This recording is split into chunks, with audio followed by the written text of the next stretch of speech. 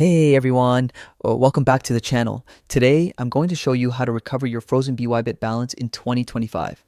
If you've ever logged in and noticed your funds are frozen, don't worry.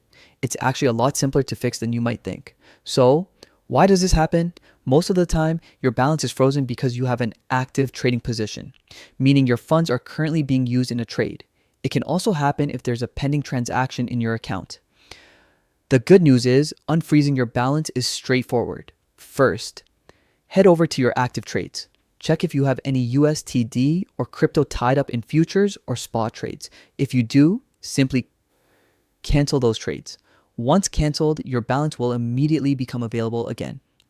Another method is using P2P trading. You can either deposit or sell your crypto through P2P.